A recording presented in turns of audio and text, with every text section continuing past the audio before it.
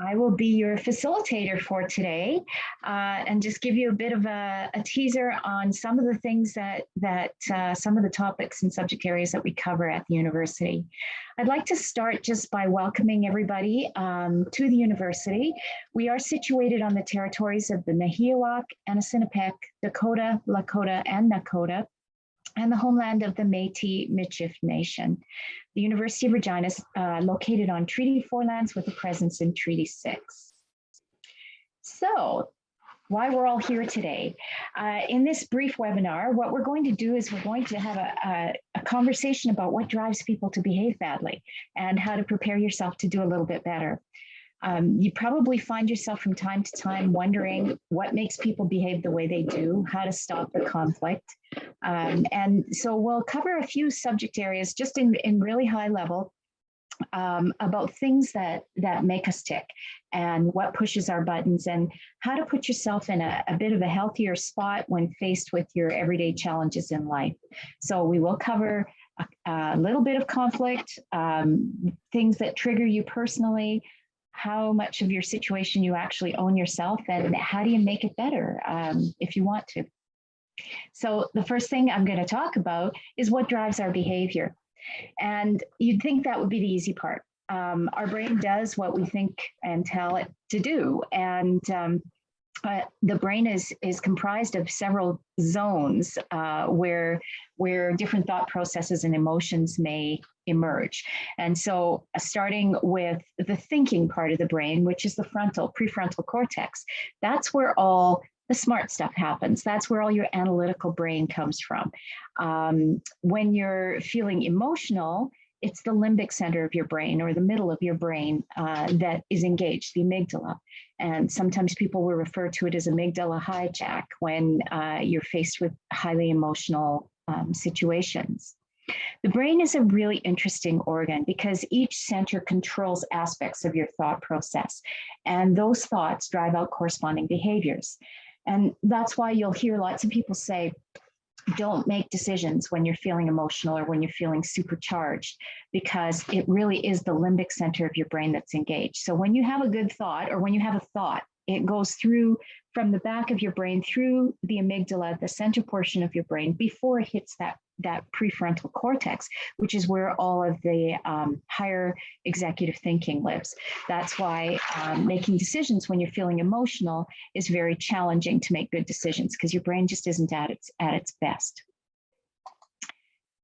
There we go. Okay, so why is it when things matter most that we derail? Well, that's because it's the limbic part of your brain in action. Training yourself is a really important or essential part of building predictability in terms of your response. You need to create some comfort in what otherwise might feel uncomfortable. So usually when we're under pressure, we tend to respond instinctively. And the real trick is to try and figure out a way to create a new instinct or new muscle memory. And some of that involves a very deliberate effort to train your brain. Okay, sorry, I'm just gonna, there we go. Attitude drives out your behavior. And I always tell folks that all behavior is purposeful. So whether or not we intentionally ask ourselves, what are we going for when we behave in a certain way, we respond with a certain outcome in mind. And those neural pathways in your brain have been trained to respond in a certain way. So I always say to folks, ask yourself when you're going into a difficult situation or you're dealing with somebody who's particularly difficult, do you know what you're going for when you're going to have a conversation with them? Or do you know what the outcome is that you want in that conversation? And can you speak or act in a certain way and be honest about it? Most of us are challenged by this because what ends up happening is our brain kicks in, our mouth goes, and we start talking, and the words are out and you can't pull them back. And that may not have been the outcome you were going for. So I can think of an example, having a conversation with my spouse about something, money, and wanting to have a collaborative conversation, but he responds in an emotional way, and then I respond in an emotional way. What I need to do is train my brain to develop new muscle memory so that my response isn't driven by emotion. So good behavior leads to effective neurogenesis, new neural pathways. And the best way to think about it is when you're in a conversation and you don't think things are going well, ask yourself, is what I'm doing or feeling or thinking helping me or helping anyone else at this point? So why do some conversations derail? Well, and why are some of them more difficult than others? Perception definitely can impact the outcome. So if you think about an experience that you might have had and think about why it might have been difficult. Did you feel safe having the conversation? Or can you create a safe space for somebody to have a high stakes conversation with you? Maybe you have differing values, and we'll talk about that in a few minutes. That when you're going into a situation and you anticipate there are going to be challenges, sometimes it's a self-fulfilling prophecy. I like to remind folks that our brains have a way of looking for evidence to reinforce our own belief system. So if I believe that that so-and-so, let's say I believe my friend Jack is a difficult person, I go into a conversation with Jack and my brain is already thinking, I'm going to look for ways to remind myself that, yeah, this is a difficult person. So your perceptions and your beliefs about an individual can make a real difference in how challenging that person might be, in terms of how challenging that person might be in terms of whether or not they are collaborative in your conversation. So if you think about the last time you had a difficult conversation, there usually is a turning point between when went from difficult to easier. And sometimes it has a lot to do with how you felt, your emotions at the time. High stakes conversations can revolve around settlements or negotiations. Sometimes it's about breach of boundaries. If you think about when we started this pandemic and the whole issue around masking in public space and the issue that still exists around masking in public space, some of these things are so entrenched in values that we go into a conversation with a position instead of trying to understand and asking questions to understand what the other person is trying to share with you. The other piece that we need to think about is expectations. So we create these mental movies about what we expect. And when our expectations are not met, we become frustrated or stressed out. And so when I go into really challenging conversations, I'll often think ahead of time about what it is that I'm hoping to get out of the conversation. And I set my expectations based on what I think is realistic. Going into a conversation and expecting a person to just agree with you might not be very realistic. Going into a conversation and expecting that you can change somebody's values is really unrealistic. So even though setting expectations is normal, the challenge is to do a reality check. Your expectations can be good, but in terms of realistically, is it going to happen? You owe yourself that opportunity to reality check and then likely have a better conversation about whatever it is that you're dealing with. Brene Brown has talked a lot about the importance of identifying emotion correctly. And the reason for that, in large part, and she did a very extensive research study on this, the reason for that is your brain has been mapped to behave in certain ways based on certain words. And it's that muscle memory piece that I was talking about. So if you think about the last time you saw somebody who, or you were talking to somebody and they burst into tears, or you burst into tears, and the tears themselves or the emotional physical response triggers your brain to react, and then verbal response might come out. And so identifying how you feel about a particular situation with the correct words is very important. Are you fearful? Are you feeling courageous? Are you feeling sad? Are you feeling angry? Those words will automatically trigger your brain to produce a response.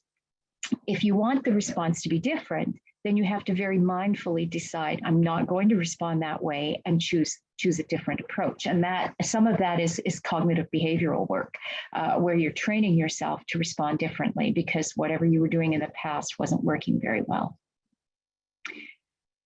As I mentioned, besides naming the emotion, it's important to remember that emotions can become self-fulfilling prophecy if you don't make a decision not to behave in a certain way. So your attitude will then emerge, and it'll be driven by these three elements: your biography, your behavior, and your backstory. So your biography is really nothing more than what you learned growing up. Your behavior is how you show up in it. And your backstory is what's the story behind how I'm feeling. So, what we feel today may mean something entirely different tomorrow.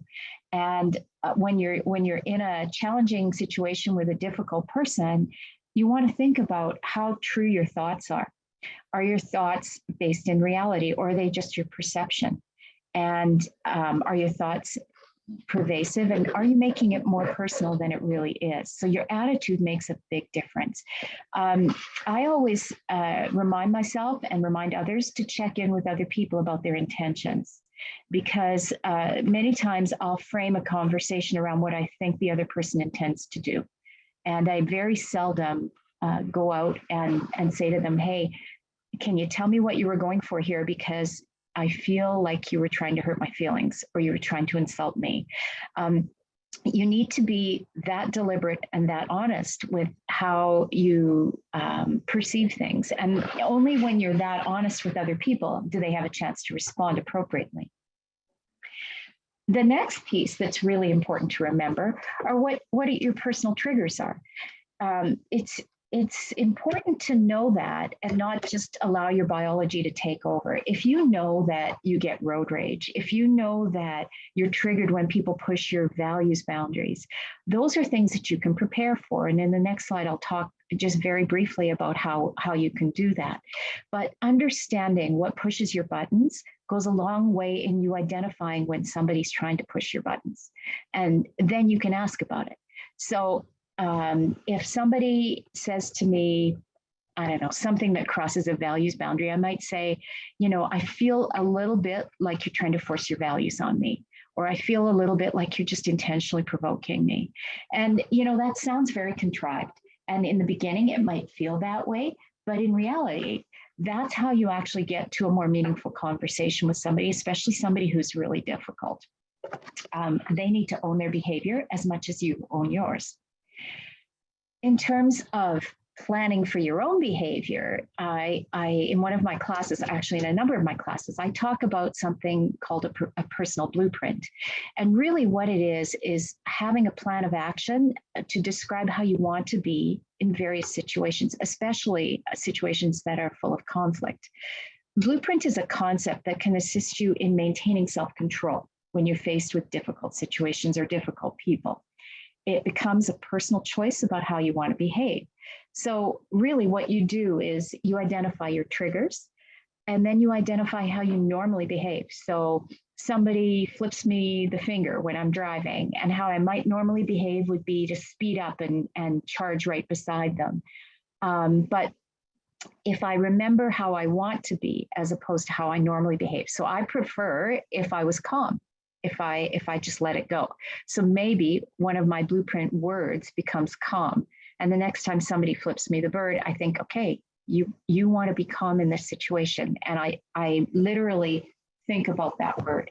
Now, it does sound planned and it does sound contrived, but it becomes natural the more you use a blueprint. And you can have a different blueprint at home than you do at work. You can have a number of words, you can have one word. But really what you want to do is examine the situations that trigger you the most and how you wished you'd behaved instead of how you actually did behave. So that type of activity can be very helpful in managing difficult people.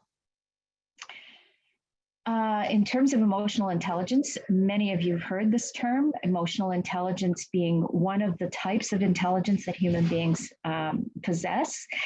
in some of the classes we teach, we talk about emotional intelligence, and we do a very deep dive because there are many facets of what makes up emotional intelligence. We're going to talk briefly about self-awareness, but really emotional intelligence views your emotional awareness and your understanding as competencies that you should strive to develop, because in order to maintain effective communication and be an effective leader, having a high degree of emotional intelligence is proven to improve your capacity and improve your competency in those areas. So emotionally intelligent people aren't necessarily nice. They're factual and they're clear, and they know where their own weaknesses are, and they work on expressing feelings appropriately. So emotional intelligence is an area of study that you can spend a lifetime working on. And the beauty of emotional intelligence is it grows as you age, as opposed to just your regular intelligence quotient that sometimes diminishes as we reach older age. Emotional intelligence speaks to self-awareness. And when you're exploring self-awareness, it has a lot to do with being able to give and receive feedback. So in many of the classes, we cover things like the Johari window, which is, how do you see yourself giving and receiving feedback? And what you may discover is that you feel that you give and receive feedback really well, but another person, one of your subordinates who may do the same assessment on you, may not see it the same way. And what that does is it creates an opportunity for a conversation about, okay, I thought I gave great feedback, but it's clear it's not working real well. And in terms of giving and receiving feedback, the goal of feedback is to leave people intact. The goal of feedback isn't to destroy people or destroy their egos. So even when you're in a conversation with somebody who isn't very nice and happens to give feedback in a disrespectful way, doesn't mean that you have to move to that level, right? It's that Michelle Obama thing, when they go low, we go high. You maintain your own integrity and your own approach, and make sure your feedback has the right intention behind it, that it isn't to damage people. So giving and receiving feedback has a lot to do with building self-awareness. And the next thing to remember when you're dealing with a frustrating human, or you're the frustrating human, do you need a different plan? And, we're human beings, where our brains are programmed to respond in a very efficient way based on history. So our brains kick in, and you see somebody that's doing something really frustrating and you yell at them because that's how you've always done it. So if you want to change what you're doing, you actually have to reprogram the way your brain actually sees the situation. Some of you may have heard of Karpman's drama triangle. And this is a really good example of sometimes how people behave when they're not in a good space. So you'll probably have seen this. You'll probably have experienced it with your families or your children, or your spouse, if you have one. And you think about when people complain about things. They come in and they complain. They don't want they don't want a solution, or maybe they want you to rescue a solution. And so usually you take on the role of, yeah, I'm going to fix this for you, or you throw it back at them and say, well, it's your problem. You need to fix it yourself. Or if you want to actually stay off the drama triangle, you'll start asking questions about, okay, so you're telling me what's not going well. Tell me what it would look like if it was good. And people sometimes don't have that capacity. And I'll talk about that in a minute. So when people present in one of these three positions, it's usually because they're feeling frustrated. They're feeling like they have no power. And so they're gaining power by taking on one of these roles. And each of these, victim, persecutor, and rescuer, have power within them. Victims, of course, see themselves as at the mercy of other people, but it's a very powerful spot to be in because they're going to make you do the work to fix the problem.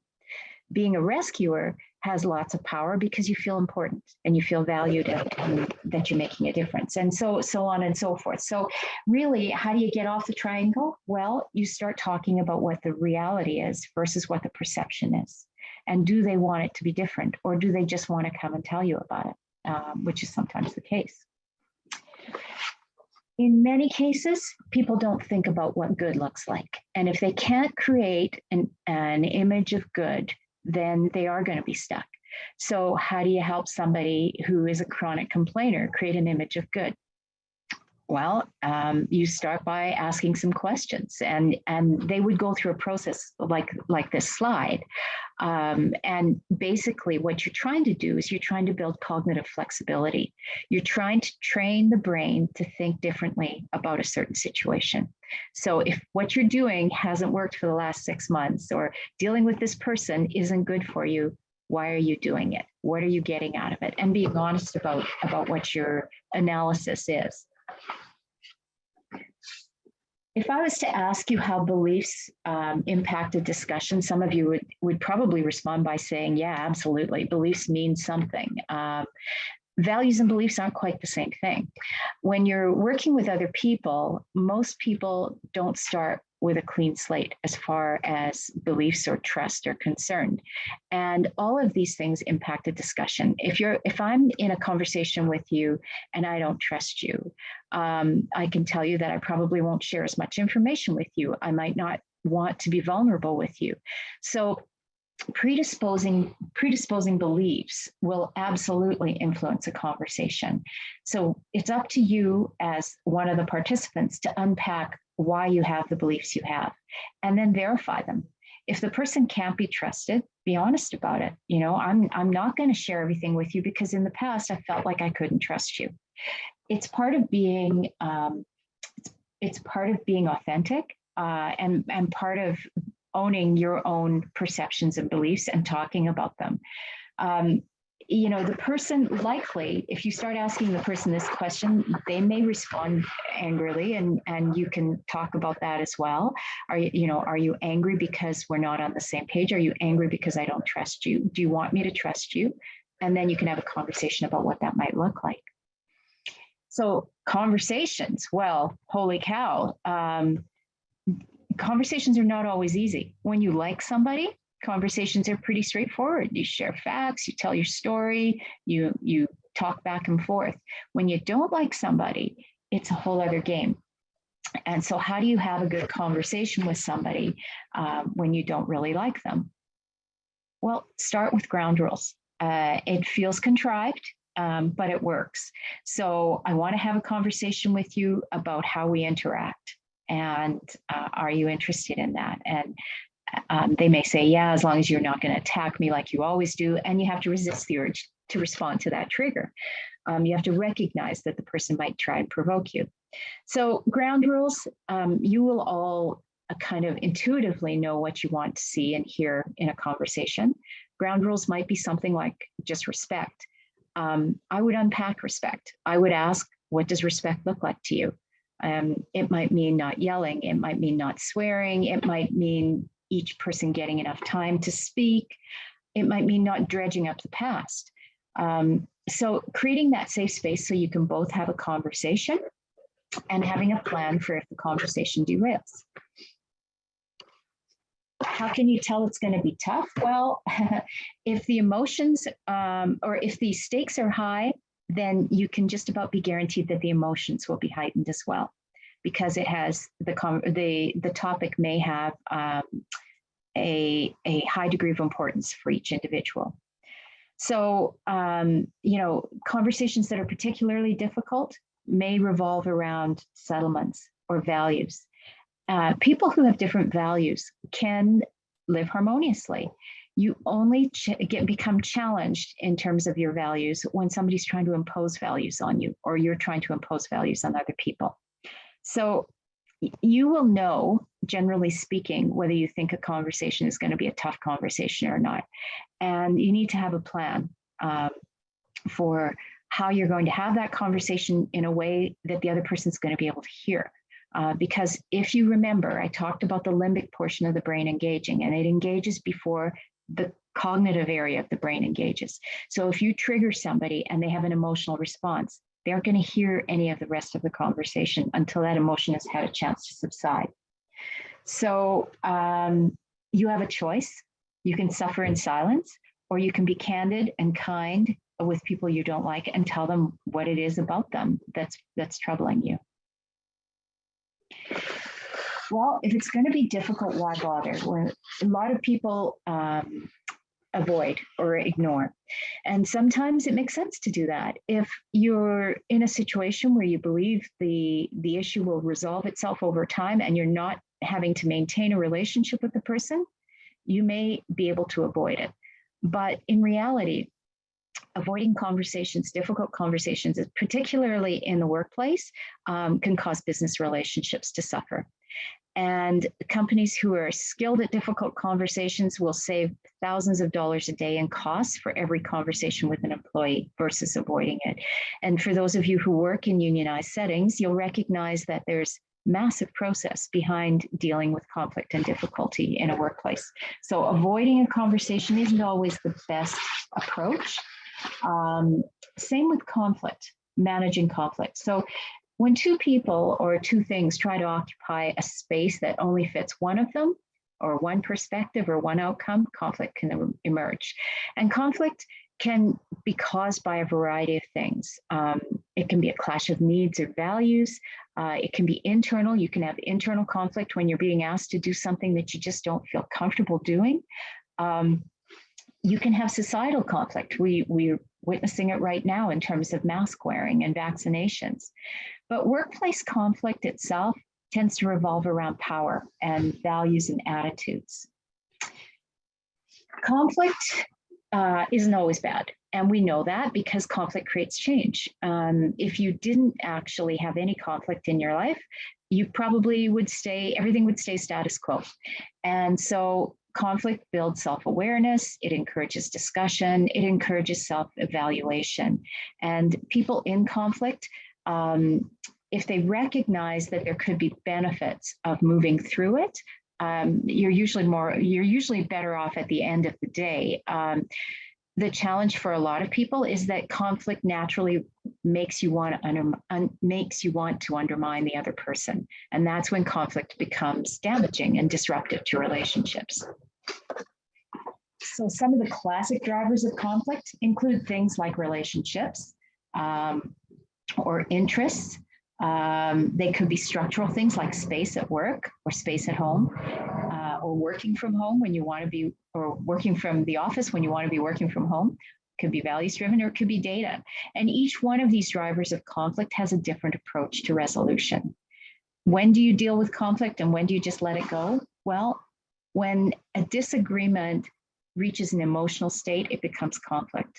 And if it's disrupting your workplace, or if it's happening every day, or if you can't look at the other person without feeling uncomfortable, it's possibly time to deal with it. I put this slide in to talk about courage and fear because I really think that dealing with any of the stuff that I've talked about so far has a lot to do with having courage. Brene Brown, again, does a lot of work in the realm of courage. And we really have a tug of war between our fear and a dare to be courageous. And feeling fear isn't the barrier. How you respond is. What thoughts or emotions or actions you decide to take to protect yourself really can become the barrier. And sometimes we're too afraid to have a conversation because we don't want somebody to yell at us. We don't want to hurt their feelings. So it creates disconnection instead of connection. And the way to get past that is to become comfortable with feeling a little scared. It's okay to be uncomfortable. Knowing what your plan is helps you move through it. So can you recognize what the fear is that's preventing you from dealing with a difficult person or a difficult behavior or issue? And are you willing to be courageous enough to keep moving through it? And like I said, having a plan. Once people see you being courageous, it creates a culture of courage. And people feel comfortable making mistakes and owning up to them and being innovative because they're not scared they're going to be embarrassed. So courage is contagious. Blaming and shaming are energy sapping activities. And the whole reason we work on all of these things that I've mentioned is because at some basic level, we recognize the need for connection. Trust. Can you even have a conversation without trust? Yeah, you can. You can have a conversation about building trust. If we were trusting each other, what would it look like? I'd like to be able to trust you. So what's that going to take? Do you care? Do you really care? If you don't care, maybe you're not the best fit in whatever it is you're doing. How do you develop connections, and what have you done in the past, and what do you need to do here? Integrity. Can you work with somebody or be with somebody who shares a different degree of integrity? So, I think that it's important to think about all of these elements when we're thinking about why we want to be connected with somebody.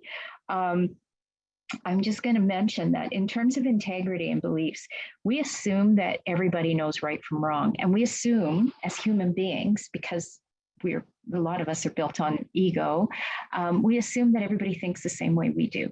And we're disappointed and angry when they don't. The reality is people may not think the same way we do. And we need to ask questions to understand and try and understand and accept versus judging. And I have to say that human beings are naturally a bit judgy. And if you can set aside that judgment and just seek to understand, your chances of making connection are so much better. And then there's the honesty piece. Can you be honest with your own intentions? If not, ask yourself why. So, I often use the example of, I don't like to believe I'm competitive because somehow I feel like being competitive is a little dirty, but it's not. It's natural. And so there are times when I compete with my own family to win arguments, and I ask myself, why? Like, what is the point of this? Is it just so that I can feel better or I can feel smarter? Being honest with my own intentions is a big part of having good relationships and good conversations with people. And then there's empathy. So what is empathy? Well, empathy and sympathy are not the same thing. It's not possible to stand in someone's shoes. We make assumptions about other people's experiences, and that leads to disconnection and misunderstanding. It's a righteous struggle to try. Empathy is the struggle to try to understand. And that happens through communication. And not making assumptions about how someone feels. You want to be non-judgmental, validating people's feelings, and being compassionate. And so when we communicate in that way, it rewrites us, it softens us, and it rewrites our narratives about other people. So listening to understand, not to respond. Empathy really is the social and emotional skill that helps us feel and understand. It glues us together. And most people want to feel that they can be empathetic when it's important to be that way, and that they can be perceptive about other people's needs. So, empathy is a big part of maintaining relationships, healthy relationships. And it's something that we can build on for a lifetime.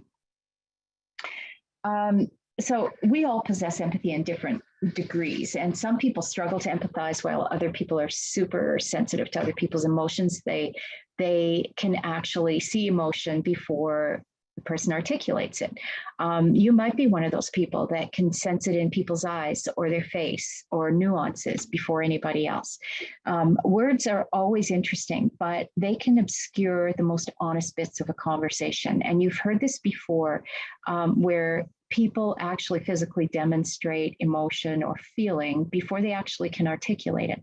And I think that for me, one of the most probably prominent moments of empathy for me personally, I remember watching Dr. Shahab break down in tears at a news conference. And there was a long pause between the question and the next question. The reporter said, "Are you okay, Dr. Shahab? Are you okay?" And I teared up when I heard that. It was just incredible pain that you knew he was facing. And it made me have an emotional response. And sometimes that emotional response can actually prevent you from responding appropriately. So recognizing when that emotion doesn't belong to you is an important piece of empathy, not owning the other person's emotion. And just the last piece on empathy, empathy, you have to be willing to accept empathy. And it's really tough if you can't. It's hard to be authentic or have intimate relationships if you can't accept, if you can't willingly accept other people's empathy. People who are very perfectionistic have sometimes a big struggle with empathy because introducing empathy to a culture of perfectionism, all of a sudden it becomes okay not to be perfect. And so empathy is one of the ways you can reduce perfectionism. And then the last few slides, I'm going to talk about how you say things. Well, how you say things really does matter. We know this. How you present your body matters. So sharing perspectives, you'd think it was easy, but depending on how important the issues are, it can be very, very challenging. So stating facts and telling the story and asking for other people's opinions is very important. Having a plan when you're going into a particularly challenging conversation, having a plan for how you want it to unfold is important to keep yourself on track. Having a blueprint for your own behavior. I might write in the corner of my book that I want to be respectful and I want to be honest. And when I think I feel myself emotionally charging up, I might look at those words and remind myself, you know what, if you're respectful, you're not just going to slam back. You're going to think about what you say and say it carefully so as not to hurt the other person. So sharing perspectives is not as easy as you would think. You may need a list. I'm going to share the facts. I'm going to tell my story from my perspective, and I'm going to ask the other person's perspective. I'm going to talk carefully, and I'm going to encourage the other person to challenge me. I won't go through all of these communication styles, but let it be said that information exchange is challenging when people use different communication approaches, and we all do it. We sometimes float around all of these communication styles, depending on who we're talking to and the circumstances and the stakes, how high are the stakes. So in terms of communication styles, it's important to recognize what your style is and where you tend to differ or where you tend to lean. Because it may not work with the other person. If you tend to be very passive, or if you tend to be an avoider, and somebody is very aggressive or assertive, you may feel powerless in that relationship, and you may have to find a different way to communicate so that you feel like you have a voice. And then there's a whole piece on active listening. Lots of times we're listening, preparing to respond instead of listening to understand, and it takes practice. Man, in this world, when we've got phones and cell phones, we have computers binging, we have people standing in our doorway, how do you actively listen to somebody who needs your time? And so I think that it's important that you recognize that active listening has to be very deliberate. You have to decide that you're going to set aside the 5 minutes and you're going to talk to Joe because Joe needs you today. And active listening involves body language. It involves asking questions. It's a back and forth. It's not just the hearing aspect of it. Sometimes people don't listen to you, and it's frustrating. And these are some of the reasons why people don't listen to you, because sometimes they're impatient. I'm guilty of that over and over again, especially with my spouse. If he's a storyteller and he likes to tell a long story and I'm impatient, I just want him to get to the point. And I can be rude, and I know that. And so that's when my blueprint has to click in, and I have to remind myself, you're not being very respectful. And sometimes you can't help yourself. And then the next time I hope I do better. But these are some of the things that really people struggle with when they're trying to listen. If I don't like you, I might not want to listen to you. So just keep that in mind as you're trying to navigate a tough conversation. And the last piece I want to talk about is power and ensuring there's balance and power. because in any interaction between people, power exists in one form or another. And when you're trying to understand or address a conflict or a difficult situation, it's important to know who holds the power in the relationship and at what times it can shift. If you think about the triangle I told you about and how people move around, those are power positions. And so if you were part of a conversation where somebody was presenting as a victim, how do you balance the power without saying to them, you know what, I'm sick of listening to you. Tell me about everything that isn't going right. So how do you do that? Well, with a victim, you might say, well, how do you know that this is fact? Can we talk about what's real and what might be your perception? So there are different kinds of power, and you'll hear all about this I'm sure in your own reading. We have positional power. Some people have that. Some people have personal power. They're able to articulate things really well, or they have a big physical presence and people just stand up and listen to them. Whatever the power is, it can be dysfunctional or functional. And it's your job as leaders and individuals to use your power in a way that is functional and not damaging to other people. So how do you demonstrate your power? Well, you need to think about that. Do people feel safe when they're having difficult conversations with you? And if they don't, why do you think that is? And that's where that giving and receiving feedback. So how did you feel about that conversation we just had? You know, do you feel like you had a chance to say what you needed to? So checking in with the folks that you're having these conversations with is always important. And then one of the last slides I like to talk about, is competition and the desire to win. So in terms of competition, we are, as human beings, we can be competitive. And is it competition in relationships or in your conversations, and why? So if you're feeling competitive in your relationship, why? Why is it important to you? And is there something else you can be doing that is less destructive than being competitive with your sister or your brother or your spouse or your partner or your work colleagues?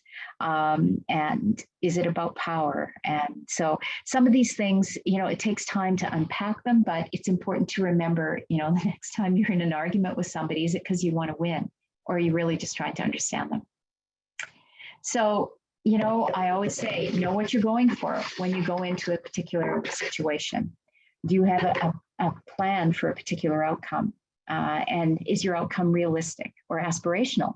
And it's important to know that, because sometimes your definition of good or success may not be the same as the other person's. So maybe you talk about that first. I want to have a different interaction with you. I want to feel good about, when we walk into the office together, we can say hello in the morning. So that in that 43 minutes, I have covered a very high level bit about conflict, what triggers you personally, how much of the situation do you own, and how much self-evaluation do you need to do in order to improve your chances of positive relationships and good connection with people. And, owning your own behavior. And if you want to make things different, where do you start? So there are a number of courses, of course, that cover this in greater detail. But most certainly, there are plenty of books out there that are excellent resources, and you can start anywhere. But I appreciate the fact that you joined me for today, and I appreciate any questions. If you might have any questions, please feel free to pop your question into the chat, and I will try and answer it.